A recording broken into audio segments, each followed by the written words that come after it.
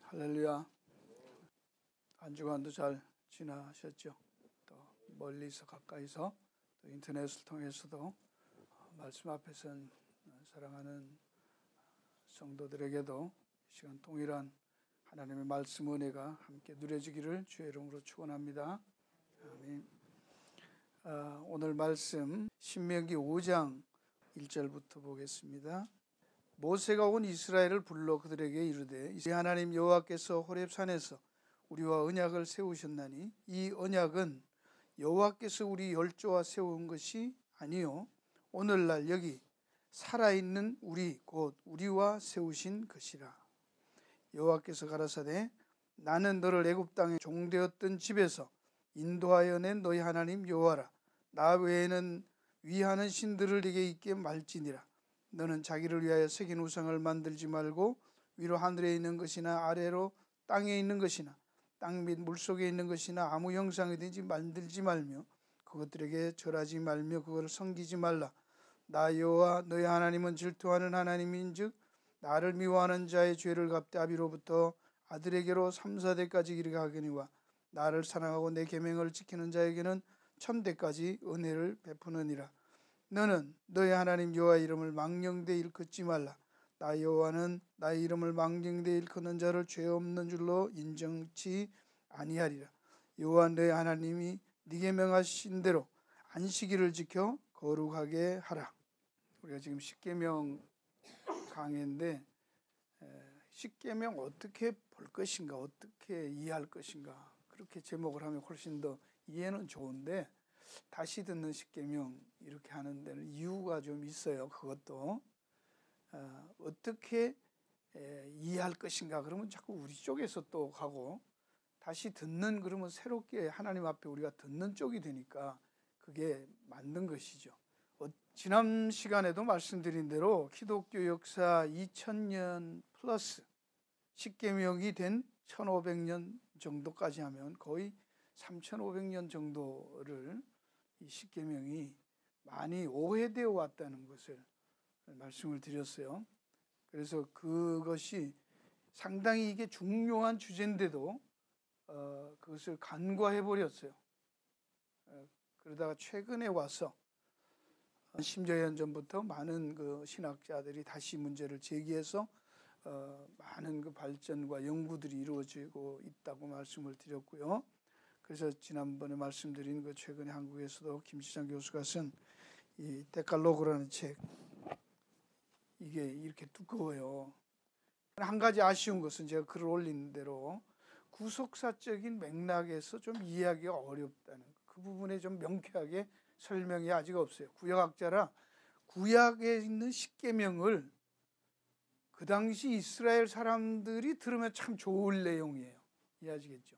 근데 오늘 우리가 듣기에는 뭔가 좀 이렇게 아쉬운 부분이 좀 있다는 것이죠. 그건 뭐 구약학자이기 때문에 신약적 관점에서 말은 조금은 하지만 거기에 더 많이 가야 되는데 실제로 중요한 건 오늘 우리들이잖아, 그렇죠? 그 당시에 듣는 이스라엘 사람들이 뭐 어떻게 들었냐 그게 중요한 게 아니라 오늘 우리에게 이게 무슨 의미가 있나 훨씬 중요할 텐데 그 부분들이 좀 약했다는 것은 염두에 두시고요. 지난주에 우리가 그 문맥으로 봤을 때 이 십계명을 어떤 그 정황에서 문맥에서 주어졌었던가 하는 것에서 살폈습니다. 그냥 이것을 딱 십계명만 떼어서 율법이다, 뭐 10가지 계명이다 이렇게 보고 그냥 전부해서 그 당시에 준 그대로 우리도 지켜야 된다 이렇게 오는 게 아니라 그때 어떤 상황에서 줬나, 그때 하나님이 누구에게 줬어요? 애굽에서 종살이하고 있던 이스라엘 사람들을 불러내어서 시내산에서 그들을 제사장 나라 삼으면서 주었던 게 이 율법이에요. 십계명이죠, 그죠? 그걸 놓치면 안 돼. 그러니까 이 언약은 3절에 여호와께서 우리 열조와 세운 것이 아니고, 그 조상들 아니고, 이 언약은 여호와께서 우리 열조와 세운 것이 아니고 오늘날 여기 살아있는 너희와 했다는 거예요.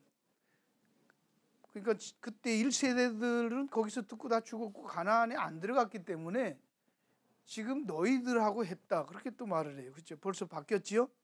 예. 여러 가지 좀 바뀐 게 있어요. 하나님께서 안식일을 지키라는 말을 할 때도 너희가 종되었던 애굽에서 나왔기 때문에 안식일을 지키라 이렇게 말하고, 출애굽기에서는 하나님이 천지를 여섯 동안 짓고 일했던 날 쉬었기 때문에 안식일을 지켜라 그렇게 말해요. 신명기하고 이렇게 좀 내용이 달라요. 그 부분들을 여러분 염두에 두시고, 벌써 한 세대 가고 난 다음에 벌써 이렇게 약간 체인지가 있죠. 그죠? 적용이. 그러니까 그 당시에도 이스라엘 사람들 2세들한테 벌써 이게 했고 1세대로 다 죽어 끝났으니까, 그럼 오늘 우리에게는 십계명이 그 문자적으로 그대로 그 언약 속에 오늘 우리가 있어요, 없어요? 없는 것이죠. 이게 중요한 얘기입니다. 이걸 신학적으로 continuity and discontinuity라고 해요. 그러니까 그 당시에 이거는 이스라엘이라는 유대 이스라엘 백성들하고만 언약을 맺은 거지요. 그래서 세례 요한까지라고만 한 거예요. 복음서에도 예수하고 갈라디아서도 그렇죠. 율법은 몽학 선생 역할을 하고 그리스도가 와서 복음이 올 때는 이게 다 끝났다는 것이고, 더 이상 이스라엘과 맺었던 국가로서 민족적인 그런 계약 관계는 뭐예요? 없어진 거예요. 그렇죠? 그 이스라엘 백성들이 지금도 지키면 의미가 있어요? 지금도 유대인들은 십계명을 지키잖아. 그렇죠? 왜 의미가 없어요? 그리스도가 왔기 때문에 이제는 이스라엘이라는 어떤 민족 공동체가 제사장 나라로 존재하는 게 끝났다고. 그걸 여러분이 꼭 염두에 두세요. 신학자들조차도 이런 게 성경에 분명히 말을 했는데도 그걸 헷갈리는 거예요, 자꾸. 거기다가 심지어는 다른 민족도 포함이 안 되지만 우리 예수 믿는 사람도 아직도 이스라엘 민족인 것처럼 거기다 집어넣어서 이해하니까 헷갈리는 것이죠. 오해란 말이죠. 이제 그런 오해가 있었고, 또 하나는 불러내어서 그들에게 이렇게 지키라 하는 말을 지켜야 할 억압과 구속으로 주어진 내용으로 보는 거예요. 그러니까 명령이고 율법이고 지켜야 된다. 못 지키냐 지키냐에 따라서 죽냐 안 죽냐 구원받냐 못 받냐 이렇게 자꾸 가는 거잖아요. 그게 아니라는 거예요. 이제 두 번째는 이 십계명의 오해가 두 번째는 뭐였어요? 해방. 애굽에서 종살이하던 흩어져 있는 그냥 어중이 떠중이 있던 집단을 끌어내어서 한 국가로 세우는, 그죠? 국가가 탄생되는 독립선언문과 같은 거라고 말씀드렸어요. 그렇죠? 그 언약이. 하나님께서 그들을 제사장 나라로 특별한 이제 나라를 세우는데 세상 나라 같지 않은 하나님이 세우는 국가로, 제사장 하나님 앞에 제사장 나라로 하나님과 교제하는, 하나님의 뜻을 이 세상에 증거하는 제사장 나라로 그들을 국가로 불러서, 그래서 이젠 더 이상 뭐가 아니에요? 애굽에 종살이하는 그런 그룹들이, 그런 민족이 아니라는 거예요. 그러니까 우리는 그때 이스라엘 백성들이, 유대인들이 해방됐다는 거예요. 그렇죠? 그러니까 Declaration of Independence예요. 독립선언문과 같은 거라고 이게. 이해하시겠지? 하나님이 지금 언약을 맺는 그 광경이 독립선언문 낭독하는 것과 같단 말입니다. 그 독립을 선언하면 그 다음에 따라오는 게 이제 헌법 제정하고, 그렇죠? 우리 한국은 8.15가 해방이고 그 헌법을 만든 거 제헌절이 10월 17일인가 뭐 something 그렇잖아요. 제헌절이 늦게 오잖아, 그죠? 그 헌법은 어디에 기초해요? 헌법의 그 기본 정신과 틀이 독립선언문에 있는, 독립선언문에 나온 그 정신을 바탕으로 헌법이 만들어져요. 그렇죠? 그러면서 여러분이 이해를 하시면 이제 이해가 갈 거예요. 좀 이게 하나님께서 이스라엘 백성들을 하나님의 이름으로 그들을 해방된 민족으로, 국가로 독립선언문을 하나님이 선포해 주시고 거기에 따르는 헌법까지 하나님이 만들어 주신 거. 그게 뭐예요? 규례와 법도예요. 그죠? 헌법 같은 게. 이제 그런 걸 포괄적으로 할 때는 율법이라고 하지만 여기서도 하나님이 말씀할 때는 6장에 와서는 여호와께서 너에게 가르치라 명하신 바 명령과 규례와 법도라고 하죠. 그 통틀어서 그걸 뭐라고요? 율법이라고 하는 거예요. 그렇죠? 그러니까 그 이스라엘 백성들에게 한 국가로서 건국 정신에 대해서 독립선언문에 있는 건국 정신 기본 틀에 대해서 하나님이 말씀한 것이 뭐예요? 그게 십계명이에요. 이해하시겠죠? 그래서 학자들이 이 책에서도 여러 학자들이 했던 것을 김지장 교수도 종합적으로 말하는 게 이게 자유의 선언문이다. 뭐 이게 김지장 교수 혼자 한 게 아니라 벌써 여러 사람들이 인용한 거를 거기에 동의하면서 말한 거 이제 밝혀진 새로운 각도에서 문맥으로 보자는 거예요. 그게 없던 게 아니라 이게 그게 맞는 거지. 종살이 했던 거 꺼내서 그 사람들에게 더 어려운 억압하는 그런 구속하고 억압하기 위한 법조항을 만들어서 힘들게 하려고 한 게 아니었다는 얘기를 하는 것이 맞죠. 그게 맞잖아요. 차라리 종로로 살 때는 거짓 뭐 그냥 종질만 잘하면 됐다고 훔쳐먹어도 괜찮고 자유로웠는데 독립시켜 준 다음에 뭘 만들어가 복잡하게 해가지고 하니까 더 골치 아프고 힘든 것이죠. 그게 아니었는데 오히려 그게 잘못 오해해서 이 세월이 가면서 이 유대인들이 이스라엘 백성들이 처음에 줬던 하나님의 그 의도와 본질, 진의를 참된 의도를 모르고 인간들이 그걸 왜곡시켜 왔다는 얘기를 하는 것입니다. 그렇죠? 예수님도 그 얘기를 하시잖아요. 하나님이 원래 너희들한테 주려고 하면 걸어서 잡아뜨리고 구속하고 억압시키고 그렇게 하려면 마음의 업력을 품어도 안 된다. 이렇게 그게 원래 뜻이었다는 거죠. 그렇죠? 그러나 하나님은 그렇게 안 주고 어떻게 했어요? 간음하지 말라. 물리적으로 보이는 현상적으로만 하지 말라. 지킬 수 있는 법으로 만들어서 낮추어서 줬다. 그 얘기한 거예요. 근데 우리는 그걸 주로 거꾸로 이해들을 해온 게 사실이죠. 그래서 여기서 이제는 너희가 하나님에게 속한 그런 잡다한 신들이 아닌 하나님이라는 창조를 하신 그 창조가 되시는 하나님에게 속한 백성이요, 특별한 민족이라는 거. 이제는 너희가 더 이상 종이 아닌 하나님을 섬기고 이웃을 섬기는 그런 독특한 민족으로 해방된 것이고, 그런 자존감을 가지고 자긍심을 가지고 살아야 하는 민족이라는 것을 선포해 주는 그 선언, 그 건국식, 그걸 언약의 형태로 주었다는 것이죠. 아마 5년 전에 했던 제 설교 보면 이렇게 신학적으로 이게 정리가 안 됐지만 근본 정신은 뭐 같은 얘기예요. 그러나 이번에 이제 정리되어서 신학적으로 이제 학자들이 막 그렇게 말하니까 이제 저도 힘받아서 이제 그걸 인용하는 것이죠.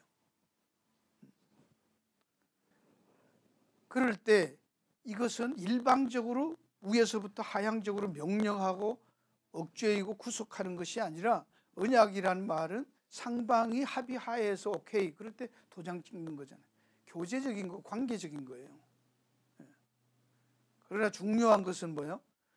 구속하고 억압할 때는 법령이 선포되면요, 우리들은 뭡니까? 헌법이나 무슨 법이 선포되면 내가 어그리 했냐 안 했냐 상관 없잖아요. 일방적으로 거기에 걸리면 집어넣는 것이고 걸리면 벌금 무는 거예요. 그러나 언약은 그렇지 않았다고요. 그죠? 하나님께서 우리에게 물어요. 지킬래요? 그러니까 우리가 다 지키겠습니다 하고 대답하잖아요. 오케이. 이거 이만큼 하나님이 낮추어서 너희 복을 위해서, 너희 행복을 위해서, 너희 잘됨을 위해서 내가 이렇게 알아서 전지전능 하나님이 만들어서 주니까 이대로 하는 게 어떻겠냐? 인간들이 보고 그건 뭐 너무 좋다. 그대로 하겠습니다 해서 어그리가 돼서 피를 확 뿌리는 게 출애굽기 23장에 나오는 얘기죠. 억셉된 거예요. 그러면 거기에 대한 책임은 그러나 누가 진다는 거예요? 하나님이 지겠다는 게 언약의 핵심이에요. 항상. 그래서 은혜지요. 그러나 이스라엘은 국가기 때문에 그때 구속했던 그 국가로서의 지금도 이 세상에서도 법이 있으면 거기에 대한 잘못하면 우리가 책임을 지잖아요. 그러나 책임을 지는 것과 이 미국에서 살인을 하더라도 시민권을 박탈합니까? 안 합니까? 살인죄가 되어서 살인을 당해도 그 사람 미국 시민으로 죽어요. 시민권 박탈을 당하는 법은 없습니다. 한국 사람들이 잘못 알고 뭐 우리가 여기서 시민권 취득한다 하면 추방당한다 그러는데 그런 거 제가 보니까 그게 오해더군요. 그건 그런 법은 없답니다.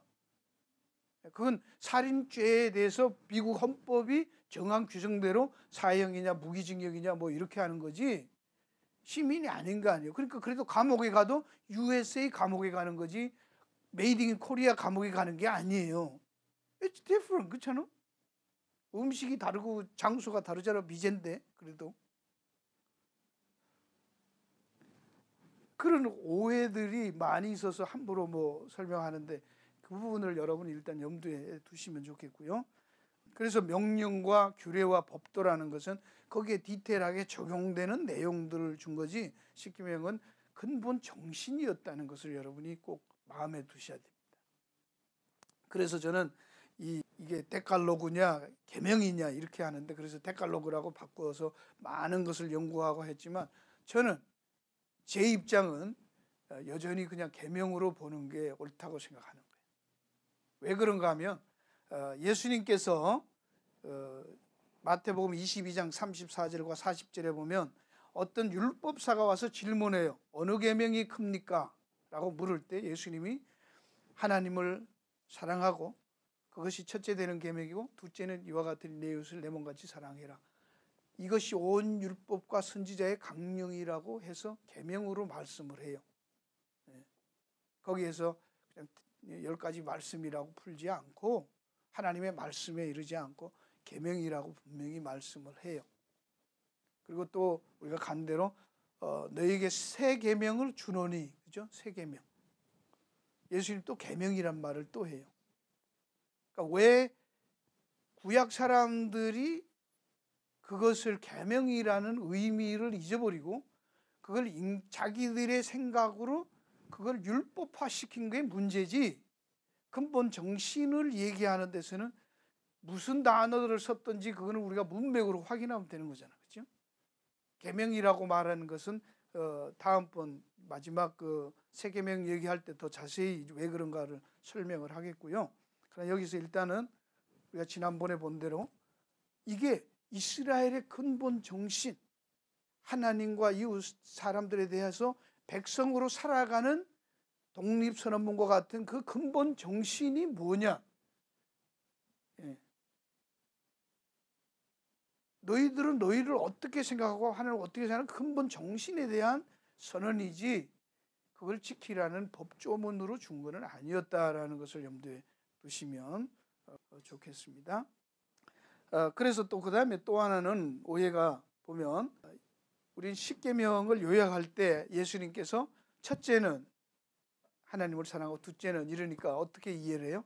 1계명부터 4계명까지는 하나님에 대한 계명, 4계명 또 5계명부터 10계명까지는 인간에 대한 개념. 그렇죠? 뭐 이 책에도 그렇게 정리를 했어요. 이해하기 쉽게 그렇게 하지만 예수님이 1계명에서 4계명까지는 그렇다고 말한 적이 없습니다. 잘 들어요. 난 신학자가 아닌데 이런 소리 자꾸 하려니까 신학자들의 도움이 필요한데요. 뭐 누군가 하고 있겠죠. 그러나 예를 들어서 그렇게 말하면 내가 이웃을 사랑하지 않고 거짓말하고 살인하는 것은 하나님하고 관계가 있어요, 없어요? 내가 우상 섬기는 거하고 이웃 사랑하는 거하고 관계가 있을까, 없을까? 없는 거라야 되잖아, 그렇죠? 그렇죠? 하나님 것 따로 이웃 따로잖아, 그렇죠? 그러니까 내가 도적질하는 거는 이웃에게만 해가 되는 거지 하나님하고는 상관은 없는 거잖아, 그렇게 말하면, 그렇죠? 하나님한테는 다른 신 안 두고 우상 섬기자고 망령대회 안 하고 안식일만 지키면 하나님에게는 됐고 나머지 것은 사람들하고 딜할 문제잖아. 그렇다는 얘기요? 그렇게 말하니까 아닌 것 같잖아. 그렇죠? 다 연관이 있잖아요. 저는 그렇게 봐요. 여기서 말할 때 그걸 구분을 해서 하나님 사랑이 먼저다고 하는 게 1계명 4계명이라는 얘기가 아니고 1계명에서 10계명까지 전부가 다 하나님 사랑의 관점에서 이해를 먼저 할 것. 두 번째는 그것을 1계명에서 10계명까지 인간들의 이웃 관계에서 또 이해를 할 것이란 말이에요. 따로따로 떨어진 게 아니에요. 자, 왜 그런가를 한 가지만 설명할게요. 우상을 숭배하면 이웃하고는 아무 상관이 없다고 하는데 그 두 가지를 다 또 이웃에게 남의 것을 도둑질하고 훔치고 탐욕을 부리면은 하나님하고는 상관없고 이웃에게만 하니까 해가 되니까 하지 말라고 했다는 것을 잘못이라는 거예요. 그렇게 나누면 그게 그거고 그게 그거예요. 전부 두 가지가 다 걸리는 거예요. 하나 하면 하나님께도 걸리고 이웃 걸리고, 하나님에 대한 거 잘못하면 그게 하나님에게도 걸리고 이웃에게도 걸리는 거예요. 우리 골로새서 한번 찾아볼게요. 골로새서 3장 5절 같이 가서 보겠습니다. 성경을 총체적으로 봐야 된다는 말이죠. 3장 4절부터요. 3장 4절 5절 시작. 우리 생명이신 그리스도께서 나타나실 그때 너희도 그와 함께 영광 중에 나타나리라. 그러므로 땅에 있는 지체를 죽이라. 곧 음란과 부정과 사욕과 악한 정욕과 탐심이니, 탐심은 뭐예요? 우상 숭배라. 자, 탐심은 몇 계명인가요? 내 이웃과 아내를 탐내지 말라. 그게 몇 계명이에요? 10계명. 그 10계명 마지막 탐심을 가지면 그게 뭐 한 거다? 우상 숭배로 가버리잖아요. 이해가시죠? 두 개 다 있잖아요. 여기 걸리잖아요. 내가 탐심을 가져서 이웃에게만 해를 끼친 게 아니라 그게 하나님 앞에 하나님의 이름을 망령되하고 우상 섬기고 내 앞에 다른 신을 두지 말라고 했는데 둔 것까지 거기에 전부 구체적으로, 그렇죠? 우상 숭배 그럼 다 들어가 버린 거잖아요. 이해가시죠? 이런 것만 알면 되지 뭐 잡다한 거 도덕적인 그런 게 중요하지 않잖아요. 예. 그러니까 바로 예수님이 요약했던 그 내용은 뭐예요? 하나님 사랑, 이웃 사랑이라는 게 십계명의 그 근간을 이루는 그 기본 정신을 요약할 때 십계명은 하나님 사랑, 이웃 사랑이라는 그 정신에서 하나님이 설명한 내용이지, 그렇죠? 그걸 짜니까 하나님 사랑, 이웃 사랑이지 1계명부터 4계명까지는 하나님 사랑이고 5계명부터 10계명까지 이웃 사랑이다. 그렇게 하면 안 된다 그 말입니다. 아멘. 예.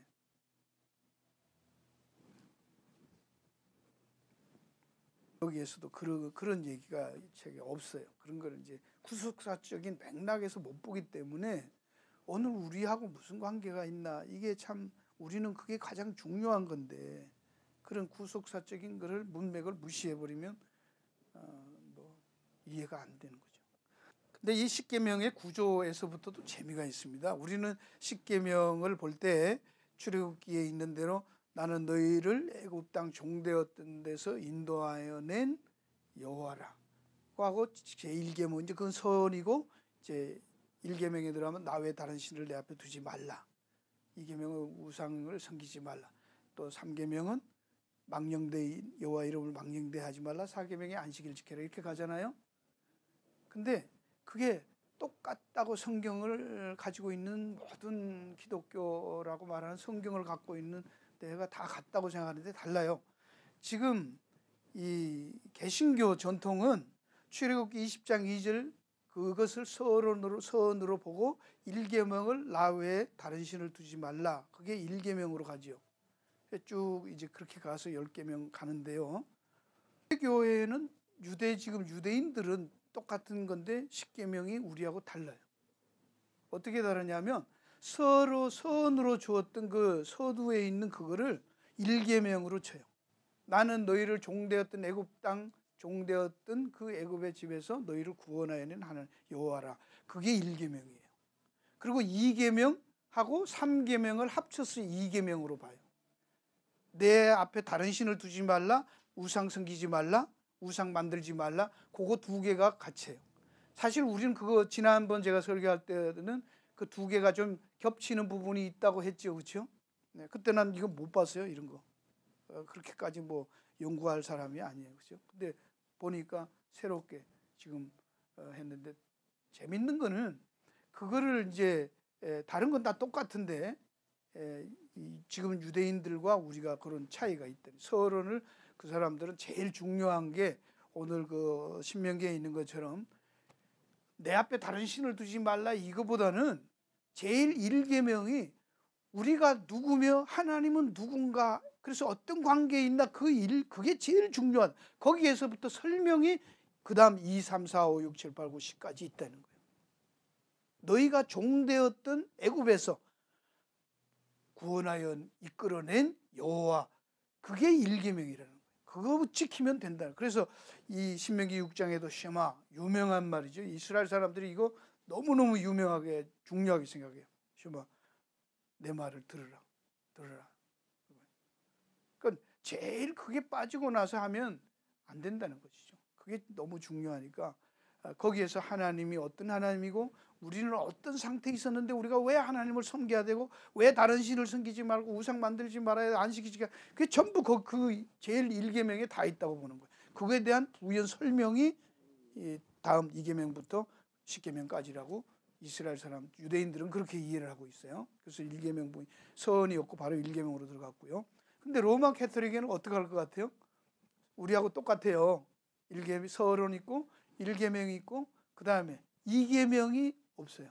2계명을 빼요. 2계명을 합쳐버려요. 왜 그럴까요? 따로 계명으로 안 해. 우상 만들지 말라. 자기들은 우상 만들고 있잖아. 그걸 약화시키고 그걸 합쳐서 그냥 하나로 해버리고 그 대신 뒤에 가서 간음하지 말라가 있는데 그 다음에 가서 10계명에 너희는 내 이웃의 아내나 내 이웃의 소나 말이나 집의 것을 탐내지 말라에 그 아내를 탐내지 말라, 다른 물건을 탐내지 말라를 2개를 갈라서 그걸 앞에 건 합쳐버리고, 그러니까 10가지는 10가지예요. 이해하시겠죠? 그런 차이가 굉장히 의도적인 그런 10계명 나누는데도 벌써 그들의 신학이, 사상이 다 들어가 있단 말이에요. 그러니까 이런 것들을 보시면서 결국 그거를 어떻게 이해하고 받아들이냐에 따라서 이렇게 달랐다라는 거예요. 본론으로 들어가서 10계명을 1계명에서부터 4계명까지를 요약을 간단하게 좀 하겠습니다. 핵심적인 내용만 좀 살펴보기로 하고요. 결국 여기서도 우리는 나누어서 그렇다고 이해를 일단 하자고, 내 하나님 이제 여호와를 사랑해라는 관점에서 먼저 보기로 합니다. 내 하나님 여호와를 사랑해라. 그러면 1계명에서부터 4계명까지 하나님을 사랑하는 게 뭔가, 어떻게 하는 게 하나님 사랑하는 것인가를 이해해 보도록 할게요. 그렇죠? 나중에 이제 가면은 이웃 사람과 다 연관이 되겠지만 일단은 전통적으로 알고 있는 그 부분에 따라서 우리가 한번 살펴보면 좋겠습니다. 여기 나는 애굽 땅 종되었던 새 인도하여 낸 여호와니까 나 외에 다른 신을 내게 두지 말라고 했는데, 다른 신들을 내게 두지 말라 했는 거에 다른 신들을 앞에냐, 그 이제 신학적으로 설명이 많이 있어. 이 책 보시면 도움이 되고요. 어쨌든 면전이냐 앞이냐 외에는 그렇게 했는데, 얼른 들을 때 우리에게 오는 내용은 하나님도 다른 신들이 있는 걸 인정하는 것처럼 들리잖아요. 그러냐 그거예요. 다른 신들이 있는데 하나님, 다른 신들은 섬기지 말고 나만 섬겨라. 그거는 뭐예요? 그거는 단일 신론이라고 해요. 많은 신들이 있는데 나만 섬겨라. 그건 단일 신론적 입장이고요. 다른 신들이라는 게 없어. 나밖에는 신이라는 게 없어. 그 입장은 뭐죠? 유일신론이라고 해요. 여기 있는 것은 유일신론이에요. 하나님은 다른 신들을 인정한 적도 없고 그거 있다고 말한 적이 없어요. 그건 누구 생각? 인간들이 하니까 인간들 말을 따라서 하는 것뿐이지, 신이, 나 외에는 다른 신이 없다는 거예요. 신이라는 게 없다는 거예요. 이해하십시오? 그것을 가지고 하면, 그러면 다른 신들이라고 말하는 건 뭐예요? 전부 우상이잖아. 우상. 그죠? 너희들이 지금 다른 신들이 있다고 생각하고 신이라고 말하는 건 전부 뭐다? 우상이라는 거예요. 우상. 그러니까 우상이 뭔가를 보면 될 거예요. 하나님이 우상에 대해서 어떻게 정의를 하는가. 그래서 우상을 섬기지 말라, 우상을 만들지 말라고 바로 넘어가는 게 2계명인데요. 그거를 우리는 합쳐서 보는 게 더 의미가 있다고 했습니다. 어쨌든 그 우상에 대해서 신명기 4장으로 갑니다. 바로 앞으로 가서 4장 16절을 보십시다. 성경에 벌써 이미 신명기에 설명을 해놨어요. 우상이 뭔가. 4장 16절 14절부터 보겠습니다. 그때 여호와께서 네게 명하사 너희에게 규례와 법도를 교훈하게 하셨나니 이는 너희로 건너가서 여덟 땅에서 행하게 하려 하심이라. 여호와께서 호렙산 화염 중에 너희에게 말씀하시던 그날에 너희가 아무 모도 형상도 보지 못하였은즉 너희는 깊이 삼가라. 하나님의 형상을 본 적이 없고 보여주지도 않았다는 거예요. 두렵건대 16절 같이 읽어요. 시작. 스스로 부패하여 자기를 위하여 아무 형상이로든지 우상을 새겨 만들되 남자의 형상이 여자의 형상이든지 하지 말라. 그러니까 이 우상을 섬기는 이 인간들이 만들어낸 신이라는 어떤 개념적인 이 추상적인 것은 다 인간들이 만들어낸 거라는 거예요. 인간들이 만들어낸 거. 이게 뭐 시편 115편에도 있는데요. 손으로 만든 것이고요. 그러면서 여기 이 신명기 밑에도 가면 왜 그랬다는 거냐면 스스로 부패하여 했기 때문에 우상을 만들고 그 다음에 또 우상 만드는 목적이 뭐예요? 자기를 위해서 만드는 거예요. 그러니까 다른 말로 하면 인간들이 신이라고 말하는 그 모든 것들은 다 뭐예요? 내가 원하는 내 욕망의 화신이에요. 이해하시겠습니까? 하나님은 그런 신들은 자기와 같은 인격적인 그런 신이 없다는 거예요. 신적인 존재가 없다는 거예요. 근데 인간들이 다 만들어 놓은 거예요. 드라큘라도 만들고 뭐 또 좀비도 만들고 하여튼 별별 걸 다 만들어 놓은 거예요. 그건 뭐다? 부패한 인간의 본성이 낳은 인간 욕망의 산물이다. 그거예요. 성경이. 그렇죠? 클리어하시죠? 우상이 있다 없다?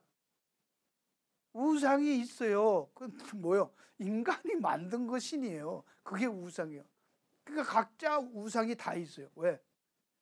내 욕망과 저 사람 욕망이 다르잖아. 그러니까 내가 원하는 신, 내가 원하는 내 욕망이 빚어낸 어떤 초월적인 존재로 생각하는 거. 그게 우상이에요. 그렇죠? 그 다음에 25절로 내려가 보세요. 네가 그 땅에서 아들을 낳고 손자를 얻으며 오래 살 때에 만일 스스로 부패하여 무슨 형상의 우상이든지 조각하여 내 여호와 하나님 앞에 악을 행한다. 하나님이 만든 것도 아닌데 지그들이 만들어 놓으면 손으로 결국은 만드는 거예요. 우상은 인간이 상상으로 손으로 만드는 거예요. 그러면 어떻게 해요? 28절에 너희는 거기서 사람의 손으로 만든 바 보지도 못하고 듣지도 못하며 먹지도 못하고 냄새도 맡지 못하는 목석의 신들을 섬기게 하나님은 내버려 두는 거예요. 로마서에 있는 말씀대로죠. 그래서 절에 가면 이거 말한다, 듣는다, 향불 피우면 냄새 맡는다. 야 오늘은 너무 세다 좀 줄여라. 그래?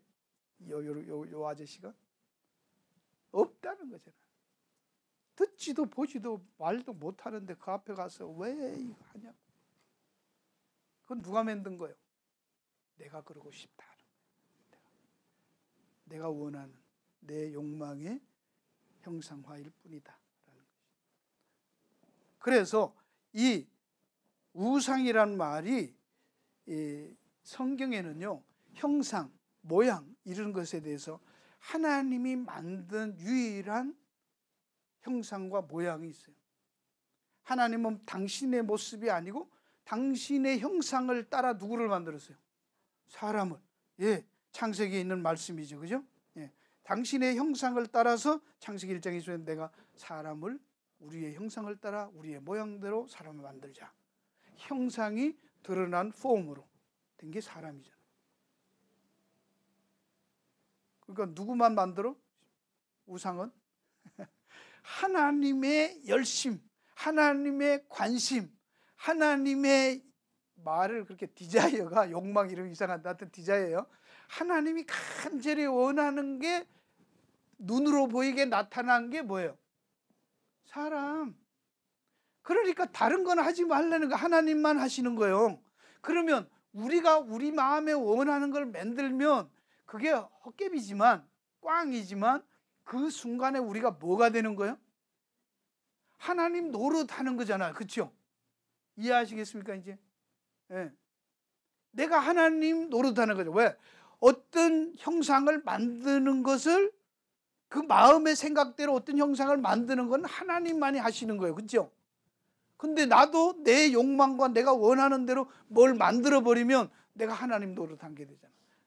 그리고 그것은 내가 부패한 인간의 본성이 만들어낸 더러운 야망과 욕망과 탐욕의 산물임에, 그러니 그거는 뭐예요? 다 해치는 거예요. 다 해가 되는 거예요. 하나님의 욕망은, 하나님의 생각은, 하나님의 열심은 우리를 사랑하시는 거죠. 우리가 잘 되는 거잖아요. 그렇죠? 우리가 만드는 우상은 다른 사람은 죽든지 말든지 나만 잘 되는 거죠. 결국은 자기도 망하는 거죠. 그래서 여기에 쓰여 있는 단어가 찾아보니까 이 히브리어로는 형상은 젤렘이고요, 모양은 다모트예요. 다모트. 근데 이 우상으로 할 때는 뭐냐 하면, 이 어느 형상이든지 만들지 말라 할 때는 티무나예요. 티무나. 그 말은 젤렘이 아니에요. 하나님이 말하는 형상이 아니에요.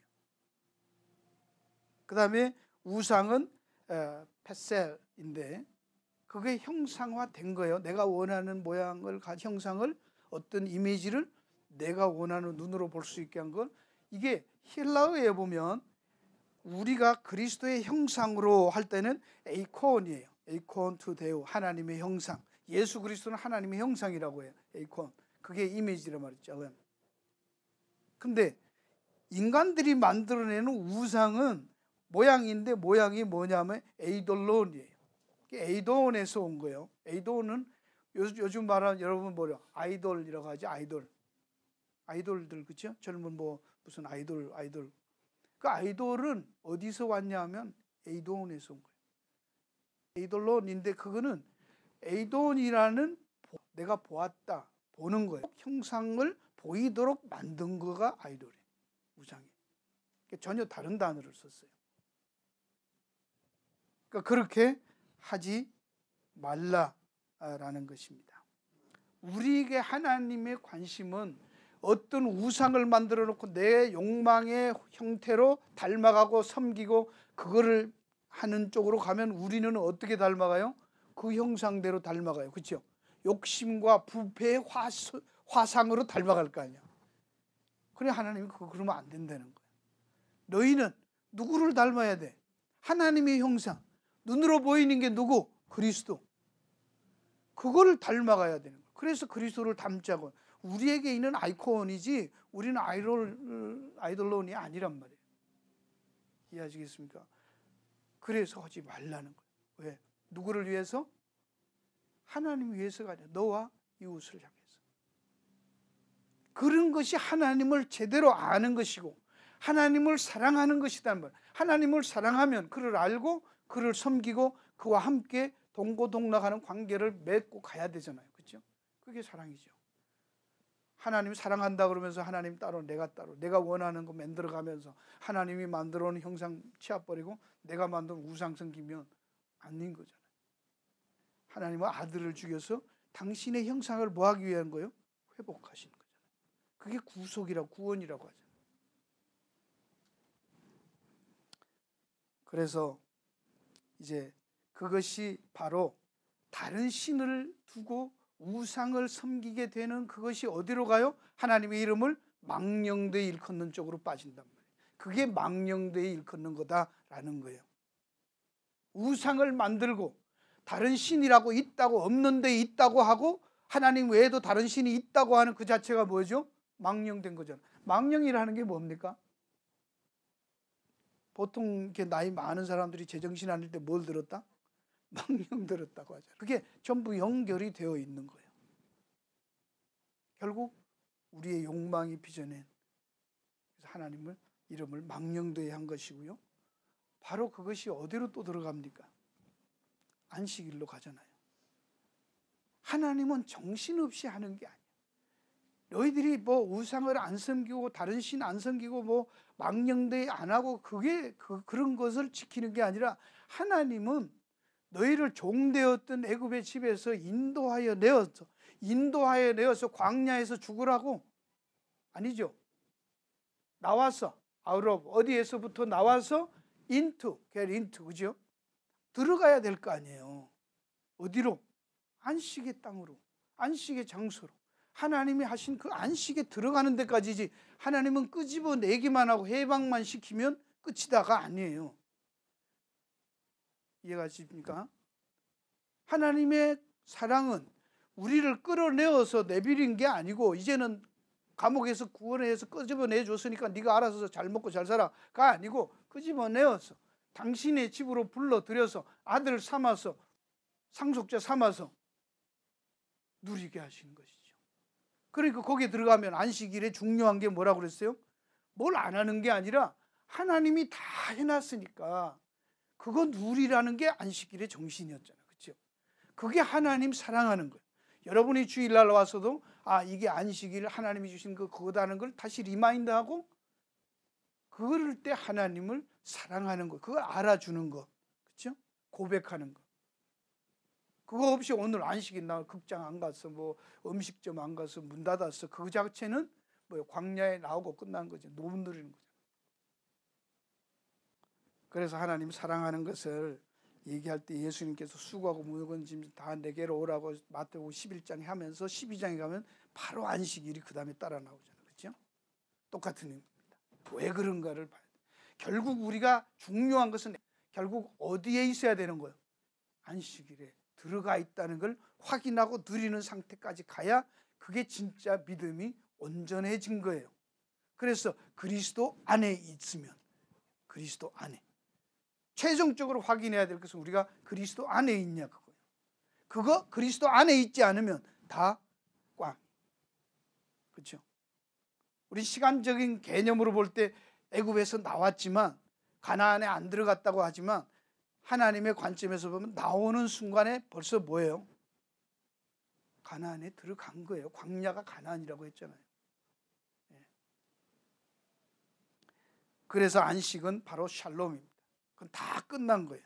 전쟁 치고 끝날 때로 샬롬이라고. 전쟁 없어요. 새하늘과 새 땅은 아무것도 없는 거잖아요. 그냥 누리는 것밖에 없잖아요. 그걸 샬롬이라고 하는 거예요. 평화. 그래서 예수님이 내가 세상에 주는 것 같지 않은 평강을 너희에게 준다. 예수 그리스도 안에가 샬롬. 그러면 요한복음 14장 21절을 한번 찾읍시다. 한두 개만 찾고 마칠게요. 요한복음 14장 21절. 나의 계명을 가지고 지키는 자라야 나를 사랑하는 자니, 나를 사랑하는 자는 내 아버지께 사랑을 받을 것이요 나도 그를 사랑해 그게 나를 나타내리라는 말씀이죠. 하나님 사랑하면 우리는 어떻게 하나님 사랑해요? 우상 숭배하지 말자, 이런 게 이제 구약에 이스라엘에게 줬던 그 내용인데, 그게 한마디로 어디서 이루어지는 겁니까? 그리스도 안에서. 예수님을 사랑해야지 하나님 사랑하는 게 돼요. 예수님 사랑하지 않으면 우상 안 섬기고 뭐 그런 것들이 의미 있다 없다? 그럼 유대인들도 구원 다 받는 거잖아. 아니죠, 그죠? 그게 무엇이었던가를 지금 우리가 이해를 해야 되잖아요. 바로 하나님이 십계명을 주셨을 때 그 내용들 속에 뭐가 있었다는 거예요? 그게 그리스도 안에 이루어지고 이루어질 것에 대한 약속과 축복의 마음이고, 그것을 너희들이 마음에 받아서 그 정신으로 사는 게 믿음이잖아요. 똑같은 얘기죠. 그걸 놓치면 안 된단 말이에요. 그게 신약에서 구체적으로 말씀을, 나의 계명을 가지고 지켜야 나를 사랑한다. 계명이 뭐겠어요? 예수님의 계명이 뭐예요? 세 계명을 줬잖아요, 그렇죠? 서로 사랑하라. 예. 그러면 사랑. 하나님은 그러면 하나님 사랑하는 게 되고, 하나님이 보내신 예수 그리스도를 믿고 아는 것이 영생이라고. 다 같은 말의 표현이 다를 뿐이에요. 왜 그렇습니까? 우리가 히브리서를 했기 때문에 잘 알아요, 그죠? 히브리서에 마태복음 28장에서도 뭐라고 했습니까? 하늘과 땅의 모든 권세를 아들에게 줬잖아요. 이제는 하나님이 직접 딜하지 않고 모든 권한을 누구에게 줬어요? 아들에게 줬어요. 이 마지막 때 하나님이 아들을 통해서 말씀하시고 아들에게 모든 것을 다 위임하셨죠. 그죠? 할렐루야. 그럼 아들 빠지면 꽝인 거예요. 아직도 십계명을 아들 빼놓고 보면 꽝인 거예요. 이해하시겠습니까? 그게 아들에 대한 이야기였다는 말입니다. 쉽게 말하면. 아들을 통해서 아들 안에서 하나님이 무엇을 하시고 무엇을 하셨고 무엇을 하실 것인가에 대한 이야기가 바로 십계명의 근본 정신이었는데, 그래서 이것을 야고보서 1장 20절 자유케 하는 율법이라고 말해요. 율법은 나쁜 거 아니에요. 요한복음 8장 32절 36절에도 진리를 알지니 진리가 너희를 자유케 하리라고 말하면서 그 밑에 가면 36절에 뭐라고 해요? 아들이 너희를 자유케 하면 참으로 자유하리라. 그 진리가 누구요? 아들이 예수님이에요. 성경은 똑같은 얘기합니다. 그래서 갈라디아서 찾고 이제 마칠게. 진짜로 갈라디아서 5장 갑니다. 이제 총 정리를 하고 마칠게요. 하나님 사랑에 대한 것, 하나님이 왜 이 십계명을 주셨는가에 대한 이야기를 갈라디아서 5장